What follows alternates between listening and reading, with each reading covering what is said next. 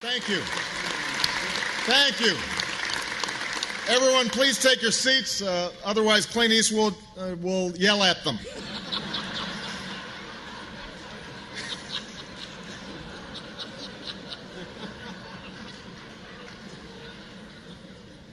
Thank you to Al and Nan, to Your Eminence, Governor, Ms. Romney, Governor Cuomo, Mayor Bloomberg, Senator Schumer, all the distinguished guests who are here. In less than 3 weeks, voters in states like Ohio, Virginia, and Florida will decide this incredibly important election, which begs the question, what are we doing here?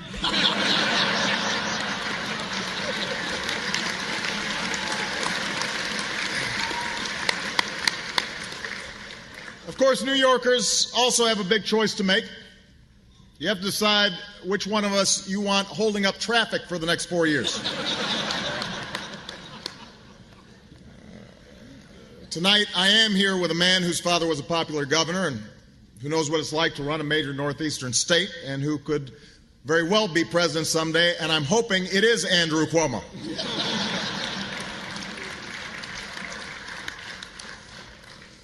This is the third time that Governor Romney and I have met recently. As some of you may have noticed, I had a lot more energy in our second debate. I felt really well rested after the nice long nap I had in the first debate.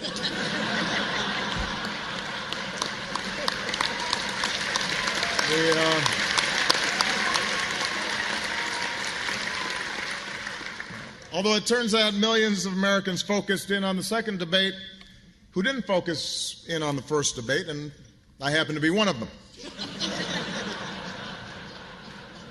I particularly want to apologize to Chris Matthews. 4 years ago, I gave him a thrill up his leg. This time around, I gave him a stroke.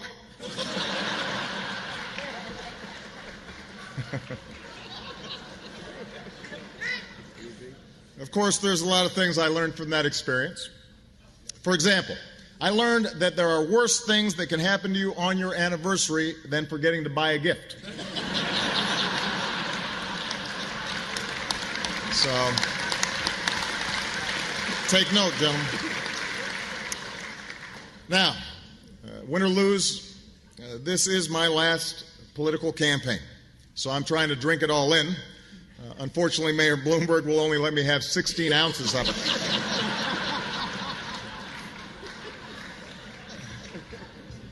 But that's okay. I'm still making the most of my time in the city. Earlier today, I went shopping at some stores in Midtown.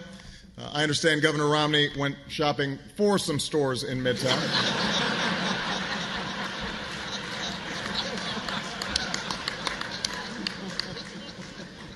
And it brought back some great memories because some of you know I went to school here in New York, had a wonderful experience here.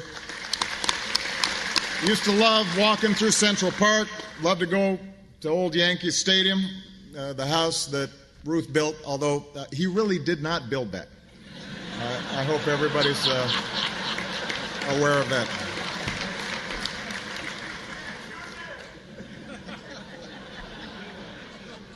It's been 4 years since I was last at the Al Smith dinner, and I have to admit some things have changed since then. I've heard some people say, Barack, you're not as young as you used to be. Where's that golden smile? Where's that pep in your step? And I say, settle down, Joe. I'm trying to run a cabinet meeting here.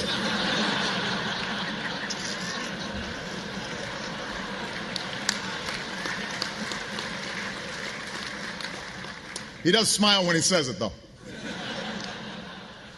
Tomorrow, it's back to campaigning. I visit cities and towns across our great country, and I hear the same thing everywhere I go. Honestly, we were hoping to see Michelle. And I have to admit, it can be a grind. Sometimes it feels like this race has dragged on forever.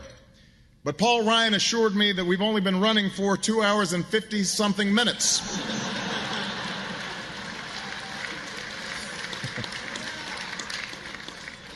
Of course, the economy is on everybody's minds.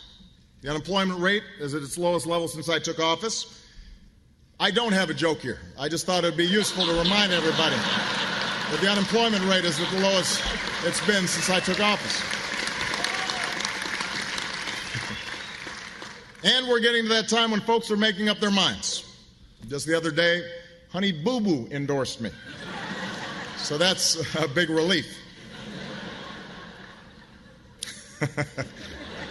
Ultimately, though, tonight's not about the disagreements Governor Romney and I may have. It's what we have in common, beginning with our unusual names. Actually, Mitt is his middle name. I wish I could use my middle name.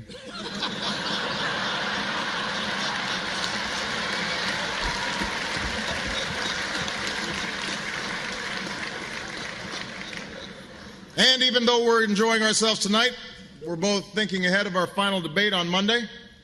I'm hoping that Governor Romney and I will have a chance to answer the question that is on the minds of millions of Americans watching at home. Is this happening again? Why aren't they putting on The Voice? Now, Monday's debate is a little bit different because the topic is foreign policy. Spoiler alert, we got bin Laden.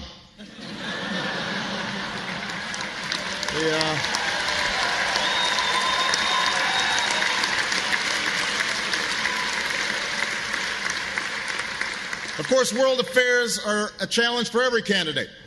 After, some of you guys remember, after my foreign trip in 2008, I was attacked as a celebrity because I was so popular with our allies overseas. And I have to say I'm impressed with how well Governor Romney has avoided that problem.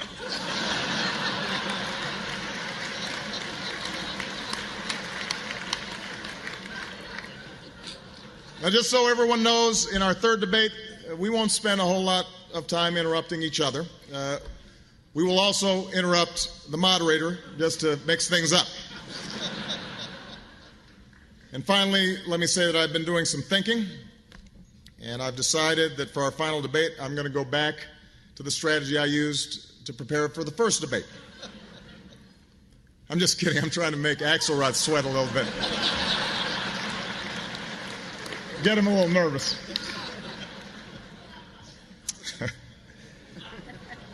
In all seriousness, I couldn't be more honored to be here this evening. I'm honored to be with leaders of both the private and public sectors, and particularly the extraordinary work that is done by the Catholic Church.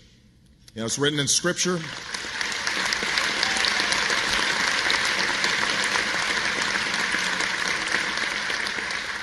It's written in Scripture that tribulation produces perseverance, and perseverance, character, and character, hope. This country has fought through some very tough years together, and while we still have a lot of work ahead, we've come as far as we have, mainly because of the perseverance and character of ordinary Americans. And it says something about who we are as a people that in the middle of a contentious election season, opposing candidates can share the same stage. People from both parties can come together.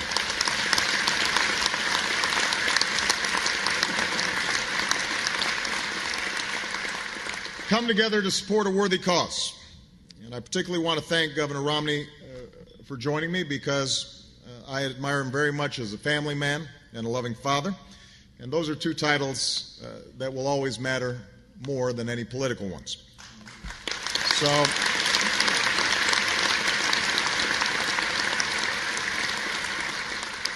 we may have different political perspectives, but I think, in fact, I'm certain that we share the hope that the next 4 years will